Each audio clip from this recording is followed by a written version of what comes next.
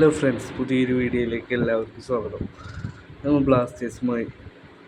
ബ്ലാസ്റ്റേഴ്സിൻ്റെ പുതിയ ന്യൂസുകളുമായിട്ടാണ് വന്നിട്ടുള്ളത്. നമ്മൾ നേരത്തെ പറയുന്നുണ്ട്, ബ്ലാസ്റ്റേഴ്സ് കോൺട്രാക്റ്റ് അവസാനിക്കുന്ന പ്ലേയേഴ്സിനെ താങ്ക് യു പറഞ്ഞ് പോസ്റ്റ് ഇടുന്ന സമയമാണ്.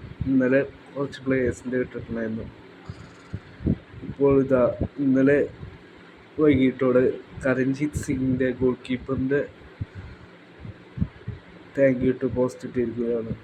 നമ്മളുടെ ചെന്നൈയിൽ നിന്ന് വന്ന കരൺജിത്ത് എന്ന ഗോൾ കീപ്പറിനെയും നമ്മൾ താങ്ക് യു പറഞ്ഞ് ഇട്ടിരിക്കുകയാണ്.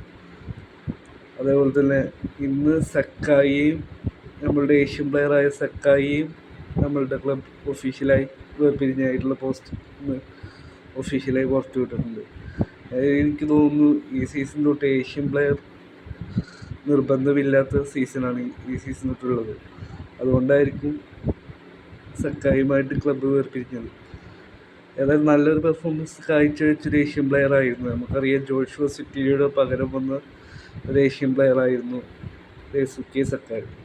ബ്ലാസ്റ്റേഴ്സിന് വേണ്ടി ഗോളൊക്കെ നേടിയിട്ടുള്ള പ്ലെയറാണ്. എന്തായാലും നല്ലൊരു പ്ലെയറിനെ തന്നെ ക്ലബ്ബ് വേറെ സൈൻ ചെയ്യുമെന്ന് തന്നെ വിചാരിക്കാം. പിന്നെ മാർക്കസ് മർഗുലാവിൻ്റെ റിപ്പോർട്ട് വന്നിട്ടുണ്ട്. ഒരു പ്ലെയറിൻ്റെ സൈനിങ് ഈ ആഴ്ച ഉണ്ടാവും എന്നുള്ളത് മാർക്കസ് മർഗുലാവ് കഴിഞ്ഞ ദിവസം സ്ഥിരീകരിച്ചിട്ടുണ്ടായിരുന്നു. ഇപ്പോൾ അത് സൈനിങ് കംപ്ലീറ്റ് ചെയ്തതായിട്ട് മാർക്കസ് മർഗുലാവ് സ്ഥിരീകരിച്ചിട്ടുണ്ട്. ഏതായാലും നമുക്ക് വരും ദിവസങ്ങളിലുള്ള ട്രാൻസ്ഫർ ന്യൂസുകളുമായി മറ്റൊരു വീഡിയോയുമായി കാണാം.